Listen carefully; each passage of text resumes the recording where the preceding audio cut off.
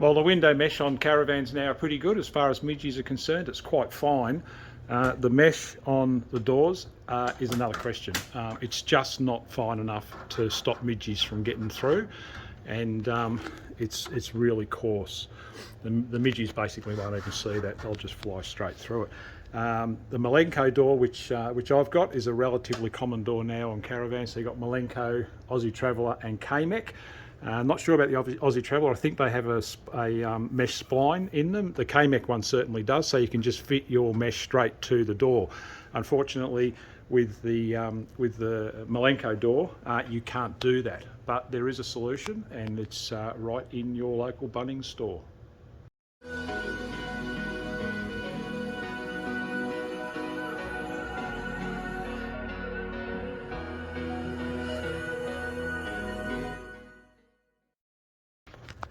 So all the goodies that you require to make a midgie-proof fly screen for your door are at Bunnings, and it's just your standard 25 by 11 extruded aluminium fly screen kit. And you'll notice that the door here is square at the bottom. This is the Malenko door. This doesn't apply to the other doors, which will generally have the spline built into them, but the Malenko doesn't.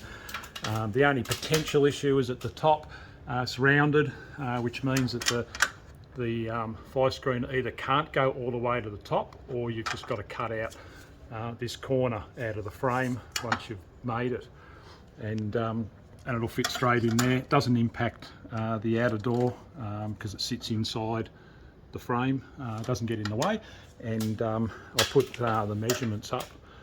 Actually, I'll whack them up now. There you go. 1685 or 1675 by 449 wide. So if you cut your rails, which go across that way, at 449, they'll fit in there very, very neatly. And if you cut your stiles or your uprights at 1675, they'll finish just below that round.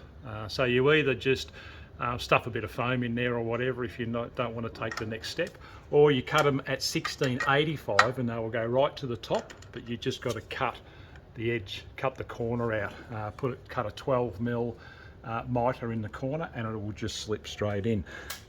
If you want it to be quite snug, which I do, you might just use a file or a flap disc or whatever once you've got it together, and just nip it down until it squeezes in quite finely. And using these plastic corners, you get steel ones, metal ones and plastic ones. I'm using the plastic ones because they're just easy to work with. There's no stress on the frame. And what we're going to do when we cut that mitre into the end, we don't know whether you can see that in there, we're going to cut on the outside of that structure across there. So it's basically going to lose no support at all. It's just going to be rounded or mitered off on the corner, and it'll slip straight in there.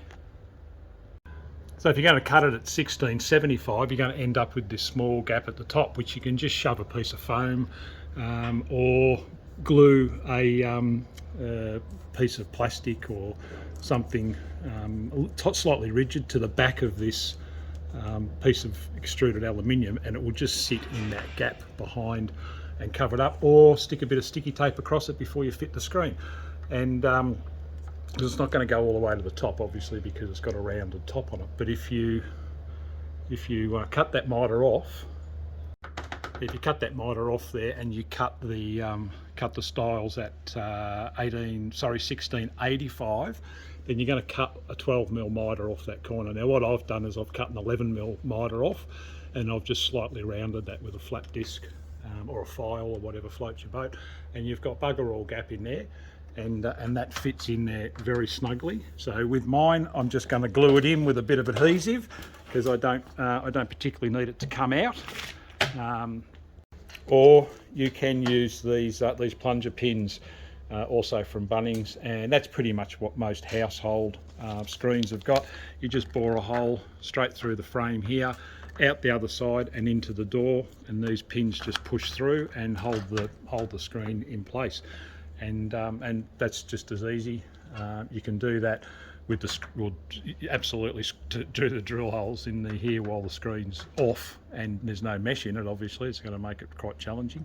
And the hole through the stile of the door, you're going to have to cut on a slight angle, but that's not too thick and that's not going to cause any dramas as long as it lines up with the hole through here, and your screen's fitted and probably not going to come off. There's two types of spline that you can get now. One's a closed cell foam, compressible foam, and the other one's the old style rubber kind of fluted spline. Resist the temptation to shove it in with the end of a knife or a screwdriver or any of that sort of crap, because it will twist inside that thing. It will make the job far harder. And so, do yourself a favour, invest in one of these $2 rollers to push the spline in. It'll be a far easier process if you do that. Now, when you put the mesh in, it lays over the top, and then you just push the spline in. But what it will tend to do is it will tend to pull these two stiles together, and it's going to end up leaving a gap. It'll pull that stile in toward that one once it gets down toward the middle, because there's very little resistance here, obviously, because there's bugger all strength in the aluminium extrusion, so it will pull in. So my red hot tip is to cut a couple of slats, thin, obviously thinner than this 11mm extrusion. Sit it in there, jam it in here between here and here. So when you put the spline in, it's going to pull the outside of it in that way instead of this side in, and then make the whole screen bow in the middle. And it'll keep the tension on, but it'll do all its work from the outside, not the inside.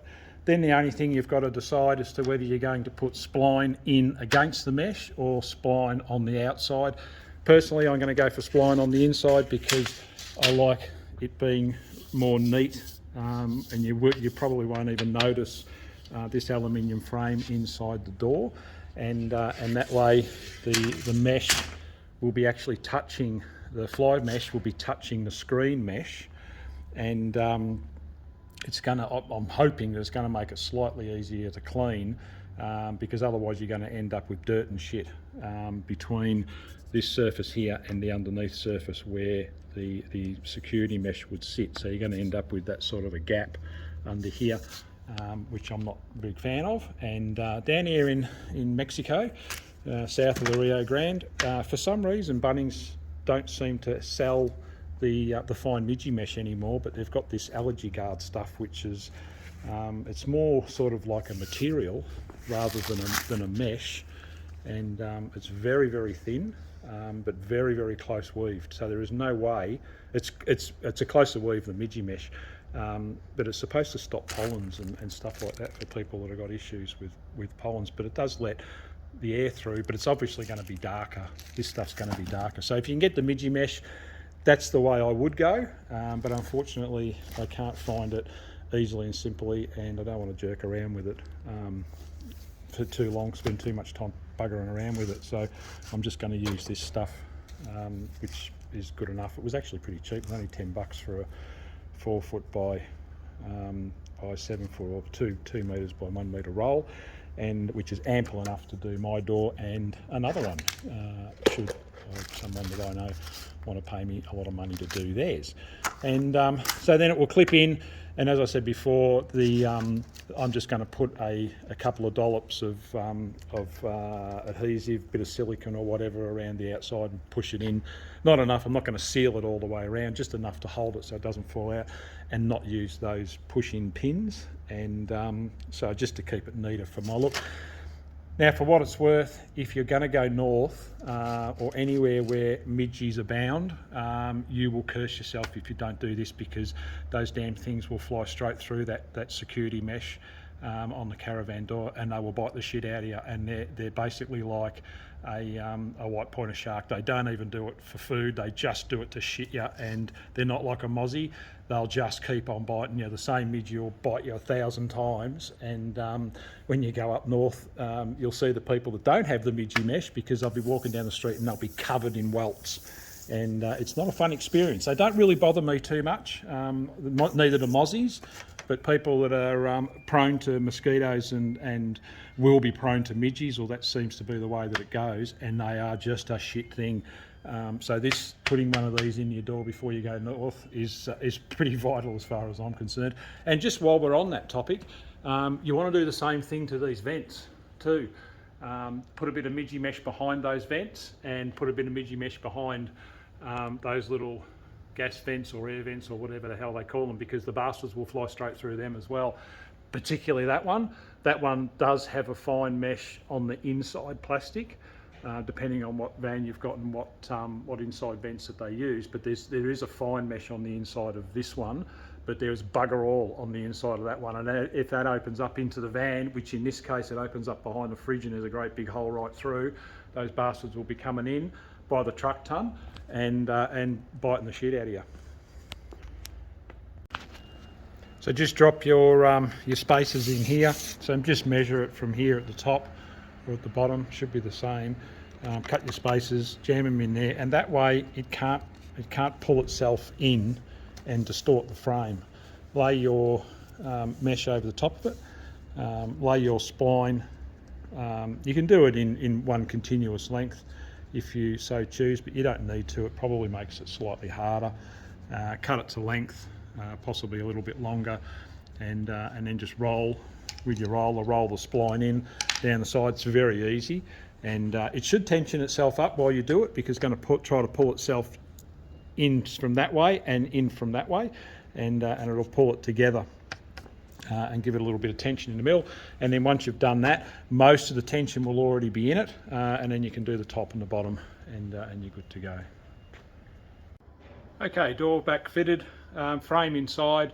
Despite my best efforts, the mesh kept pulling the frame in, so I ended up with about a 2mm gap. So I've just shoved a bit of the fly screen frame into the middle there just to spread it. So what I did with this, with the centre rail, I've just cut a bit of this, the excess of the extruded frame, and just fitted it in between here, and then all I've done is just belted a little bit of off-cutter timber in the end of it, like that, and drilled a couple of holes in it and screwed it in. So that's pretty solid in there. But if unfortunately, when I put it together, the mesh pulled the frames toward each other and left a little bit of a gap in there, but that sorted that gap out.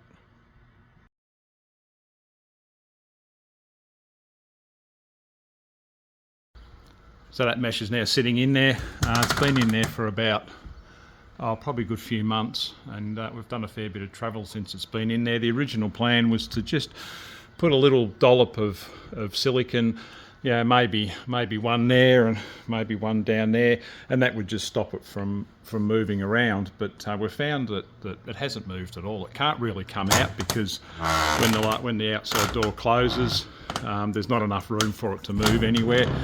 I can't recall having to tap it back in again. It's just sat there quite nicely.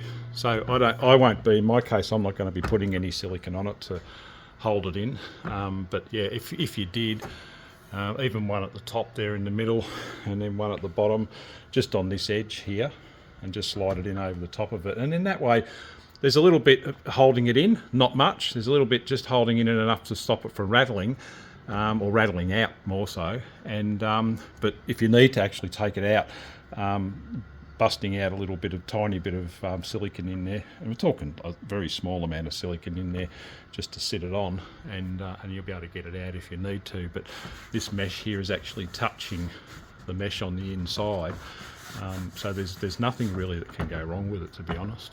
And yeah, so it's actually worked out quite well. Works very, very well, and for a couple of months of use, it's been pretty good, faultless.